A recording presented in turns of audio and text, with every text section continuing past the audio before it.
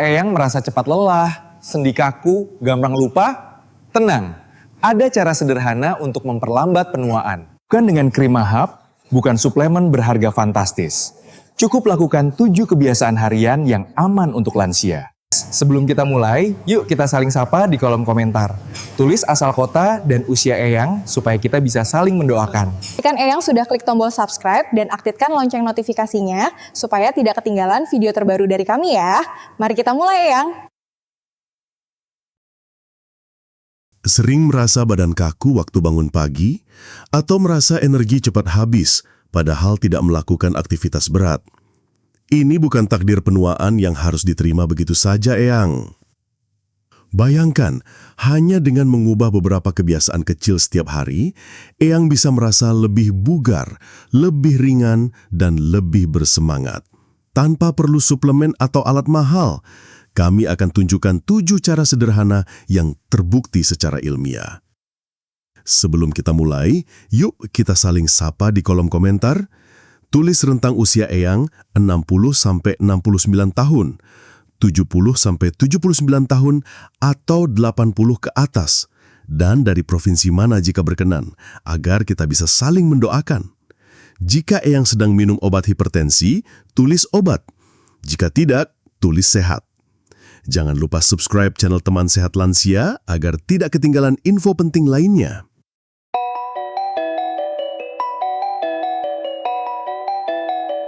Assalamualaikum warahmatullahi wabarakatuh. Selamat pagi Eyang Kakung dan Eyang Putri di seluruh Indonesia.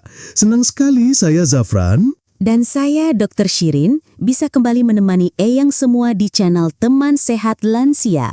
Apa kabarnya hari ini Eyang? Semoga selalu dalam lindungan Tuhan Yang Maha Esa.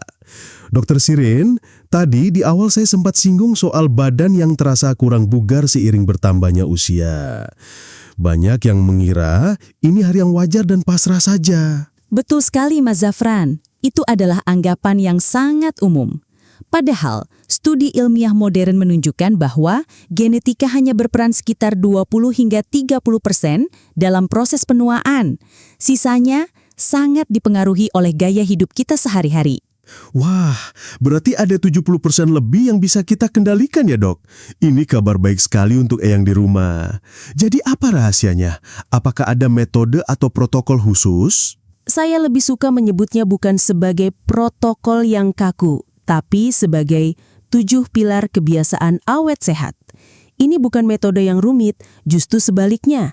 Ini adalah kumpulan kebiasaan-kebiasaan kecil yang sangat sederhana yang jika dilakukan secara konsisten, dampaknya luar biasa bagi tubuh kita di usia senja. 7 pilar awet sehat. Saya suka namanya, terdengar kokoh dan mudah diingat. Jadi kita akan bahas satu persatu ya dok? Tentu, kita akan bedah satu persatu, mulai dari mengapa kebiasaan itu penting, sampai bagaimana cara memulainya dengan aman dan nyaman untuk Eyang. Bahkan, pilar yang pertama adalah sesuatu yang sering sekali kita lupakan, padahal bisa memberikan energi instan di pagi hari. Wah, jadi penasaran. Tapi sebelum kita masuk ke pilar pertama dok, adakah kesalahan fatal yang sering dilakukan para lansia terkait kebiasaan ini? Ada Mas Zafran. Kesalahan paling umum adalah berpikir lebih banyak berarti lebih baik. Misalnya, olahraga harus sampai sangat lelah, atau minum vitamin dosis super tinggi. Padahal untuk lansia, kuncinya bukan intensitas, melainkan konsistensi. Itulah yang akan kita bahas tuntas.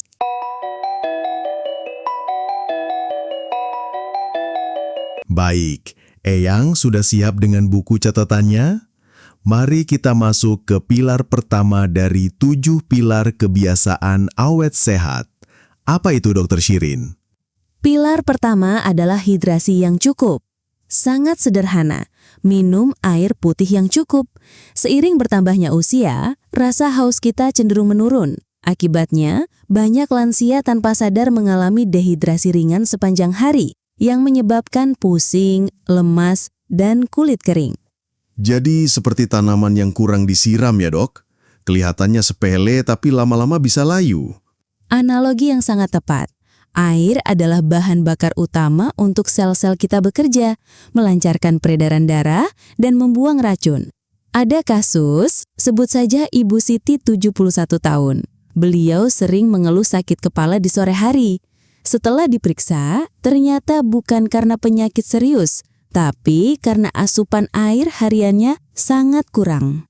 Cara memulainya mudah, tidak perlu langsung 8 gelas.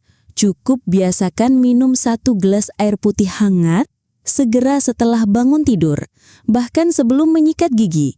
Ini membantu membangunkan organ-organ tubuh. Hanya 1 gelas setelah bangun tidur, itu sangat bisa dilakukan. Lanjut ke pilar kedua, Dok. Pilar kedua adalah gerak aktif terukur. Perhatikan kata terukur, bukan berat. Otot dan tulang kita perlu dirangsang agar tidak melemah. Gerakan sederhana seperti jalan kaki 15-20 menit setiap pagi sudah sangat baik untuk kesehatan jantung, kepadatan tulang, dan bahkan mood. Jadi tidak perlu lari maraton atau angkat beban seperti anak muda ya, Dok? Sama sekali tidak. Bayangkan sendi kita seperti engsel pintu. Kalau tidak pernah dibuka tutup, lama-lama seret dan berkarat. Tapi kalau dibanting-banting malah cepat rusak. Jadi kita gerakan secara rutin dan lembut. Contohnya Pak Anton, 69 tahun, tadinya sangat takut bergerak karena lututnya sering nyeri. Saya sarankan untuk mulai dengan duduk di kursi lalu berdiri. Ulangi 5 kali. Setelah seminggu, beliau mulai berani jalan di teras rumah. 2 bulan kemudian, beliau sudah bisa ikut jalan pagi bersama tetangganya. Otot yang lebih kuat justru menopang sendi yang lemah. Luar biasa. Dimulai dari hal yang sangat kecil. Pilar ketiga, Dok, ini pasti soal makanan. Tepat sekali. Pilar ketiga adalah pola makan pelangi. Lupakan diet-diet rumit. Cukup pastikan dalam piring eyang setiap hari ada berbagai macam warna dari sayur dan buah. Merah dari tomat, oranye dari wortel, hijau dari bayam, ungu dari terong. Kenapa harus warna-warni seperti pelangi, Dok? Karena setiap warna mewakili jenis antioksidan yang berbeda. Antioksidan ini seperti pasukan kecil yang melindungi sel-sel tubuh kita dari kerusakan akibat radikal bebas, yang merupakan salah satu penyebab utama penuaan. Ini jauh lebih baik daripada suplemen anti penuaan yang mahal, karena tubuh menyerap nutrisi dari makanan asli secara lebih efektif. Cara mulainya tidak perlu mengubah seluruh menu. Cukup tambahkan 1 jenis sayuran atau buah berwarna baru setiap minggu. Minggu ini, coba tambahkan irisan tomat di setiap makan. Minggu depan, tambahkan sedikit parutan wortel. Hidrasi, gerak, dan makan. 3 pilar dasar yang sangat masuk akal. Tapi Dok, banyak orang sudah melakukan ini tapi masih merasa cepat tua atau stres. Mungkin ada pilar lain yang sering terlewat. Ini yang tadi saya penasaran. Pertanyaan bagus, Mas Zafran. Itulah mengapa pilar keempat sangat krusial. Dan ini adalah open loop yang Anda tanyakan tadi. Kita akan bahas tuntas setelah ini, yaitu pilar yang menghubungkan kesehatan fisik dan mental. Jangan kemana-mana.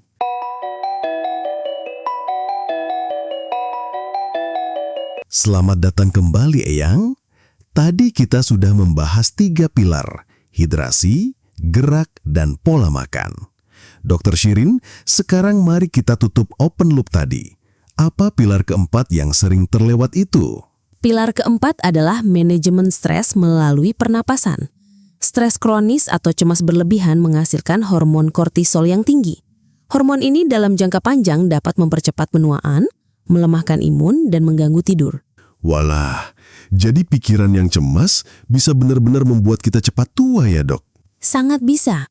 Dan cara termudah untuk meredakannya adalah dengan mengatur napas. Coba Ayang lakukan sekarang bersama saya. Tarik napas perlahan dari hidung selama 4 hitungan, tahan 4 hitungan, lalu hembuskan perlahan dari mulut selama 6 hitungan. Ulangi 3-5 kali. Lakukan ini setiap kali merasa cemas atau sebelum tidur. Ini mengirimkan sinyal aman ke otak kita dan langsung menurunkan hormon stres. Sederhana, tapi sangat menenangkan. Pilar kelima, Dok? Pilar kelima berkaitan erat dengan pilar keempat, yaitu tidur yang berkualitas. Bukan hanya soal durasi, tapi kedalamannya. Saat kita tidur lelap, tubuh melakukan servis besar, memperbaiki sel-sel yang rusak, memproduksi hormon pertumbuhan, dan mengkonsolidasi memori di otak. Banyak eyang yang mengeluh sulit tidur nyenyak. Ada tips praktisnya, Dok? Ada. Ciptakan rutinitas. Coba tidur dan bangun di jam yang sama setiap hari. Hindari main HP atau nonton TV yang tegang 1 jam sebelum tidur. Pastikan kamar gelap dan sejuk. Jika sering terbangun untuk buang air kecil, coba kurangi minum 2 jam sebelum tidur. Namun pastikan kebutuhan cairan sudah terpenuhi sepanjang hari. Baik, masuk akal. Sekarang kita ke pilar ke-6 dan ke-7. Sepertinya ini lebih dari sekedar fisik. Betul. Pilar ke-6 adalah stimulasi otak. Otak kita seperti otot, perlu dilatih agar tidak pikun. Tidak perlu kursus yang sulit, membaca buku, mengisi teka-teki silang, mencoba resep masakan baru, atau bahkan belajar menggunakan fitur baru di ponsel cucu, itu semua adalah latihan yang sangat baik.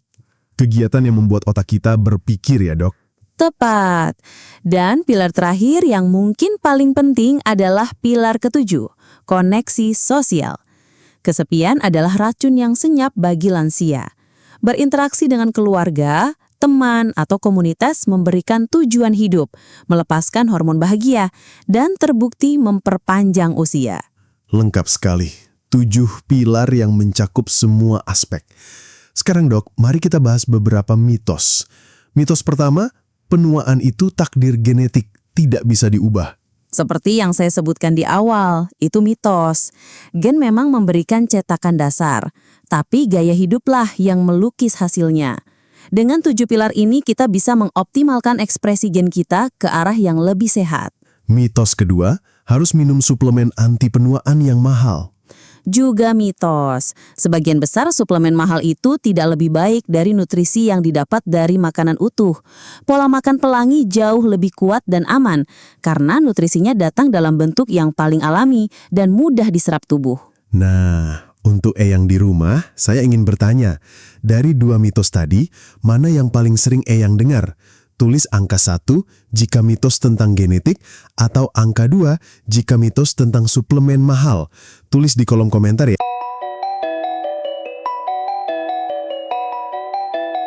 Sekarang kita masuk ke sesi tanya jawab cepat. Pertanyaan pertama, bagaimana jika saya punya penyakit seperti hipertensi atau diabetes? Amankah melakukan ini? Sangat aman, bahkan sangat dianjurkan. 7 pilar ini adalah fondasi kesehatan secara umum. Namun, untuk pilar gerak aktif dan pola makan, penting untuk selalu diskusikan dengan dokter yang merawat Eyang untuk menyesuaikan jenis dan porsinya dengan kondisi spesifik Eyang. Jangan mengubah atau menghentikan obat tanpa konsultasi. Pertanyaan kedua, kapan saya bisa merasakan hasilnya? Beberapa hasil bisa dirasakan cepat, misalnya setelah menerapkan pilar hidrasi. Dalam beberapa hari, Eyang bisa merasa lebih segar.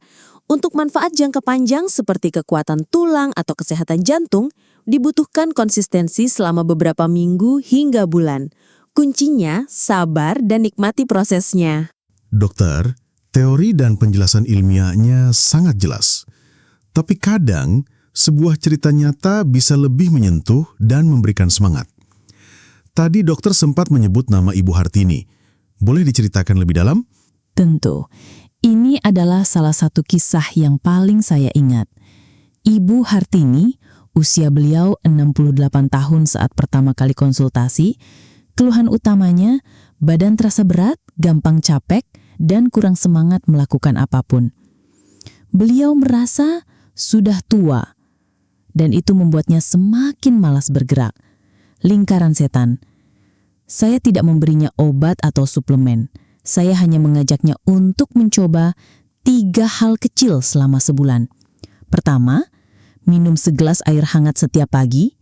Kedua, jalan kaki di teras selama 10 menit saja setiap pagi sambil terkena matahari. Ketiga, menambahkan 1 jenis buah berwarna di sarapannya. Hanya 3 hal itu, sangat sederhana. Bagaimana hasilnya? Setelah sebulan, beliau kembali dengan senyum yang berbeda. Beliau bilang, "Dok, aneh ya, badan saya rasanya lebih ringan. Jalan kakinya yang tadinya 10 menit, sekarang jadi 20 menit. Karena beliau merasa lebih kuat. Tidurnya juga lebih nyenyak. Perubahan kecil itu memberinya rasa kontrol dan harapan baru." Kisah Ibu Hartini ini adalah bukti nyata bahwa bukan perubahan besar yang drastis yang kita butuhkan, tapi komitmen pada kebiasaan-kebiasaan kecil yang sehat. Kisah yang sangat menginspirasi. Terima kasih sudah berbagi, Dok. Selain dari cerita individu, adakah bukti ilmiah atau penelitian besar yang mendukung 7 pilar ini secara keseluruhan? Sangat banyak. Salah satu yang terkenal adalah penelitian di Blue Zones, yaitu wilayah-wilayah di dunia di mana penduduknya hidup paling lama dan paling sehat. Banyak yang mencapai usia 100 tahun lebih. Blue Zones, saya pernah dengar. Di mana saja itu, Dok? Ada di Okinawa, Jepang, Sardinia, Italia, Nicoya, Costa Rica, dan beberapa tempat lainnya. Para peneliti menemukan bahwa kesamaan dari semua penduduk di sana bukanlah suplemen canggih atau fasilitas gym mewah.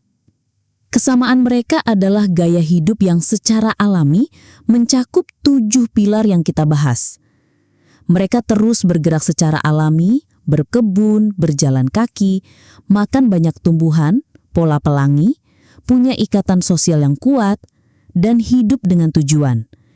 Ini adalah bukti logis berskala besar bahwa kebiasaan-kebiasaan inilah kunci dari penuaan yang sehat dan bahagia.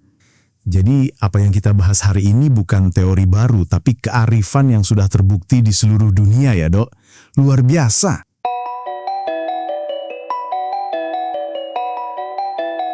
Eyang Kakung dan Eyang Putri, tidak terasa kita sudah sampai di penghujung acara. Waktu 60 menit yang sangat padat dengan ilmu. Saya akan coba rangkum kembali 7 pilar kebiasaan awet sehat yang sudah dijelaskan oleh Dr. Shirin.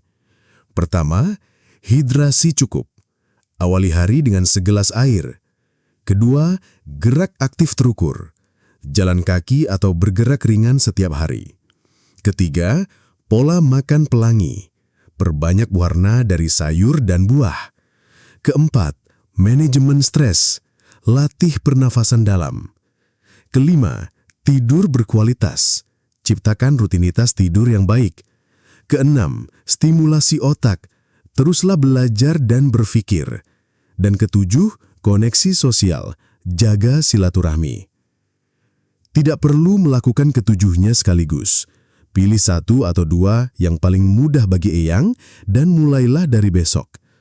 Dr. Shirin, ada pesan penutup untuk Eyang semua? Tentu. Eyang Kakung dan Eyang Putri, ingatlah bahwa usia adalah anugerah dan setiap hari adalah kesempatan untuk merawat tubuh yang telah menemani Eyang seumur hidup ini. Kesehatan di usia senja bukanlah tentang membeli produk mahal, tapi tentang berinvestasi dalam kebiasaan-kebiasaan kecil yang penuh cinta pada diri sendiri. Eyang semua mampu dan pantas untuk merasa bugar dan bahagia. Terima kasih banyak Dr. Shirin. Dan terima kasih untuk Eyang semua yang sudah setia menyimak. Jika informasi ini bermanfaat, jangan lupa klik tombol subscribe, like, dan bagikan video ini kepada keluarga atau teman yang Eyang sayangi. Tulis di kolom komentar, pilar nomor berapa yang akan Eyang coba pertama kali. Kami senang sekali membaca dan belajar dari Eyang semua. Saya Zafran. Dan saya, Dr. Shirin, pamit undur diri. Sampai jumpa di episode selanjutnya. Tetap sehat, tetap semangat. Wassalamualaikum warahmatullahi wabarakatuh.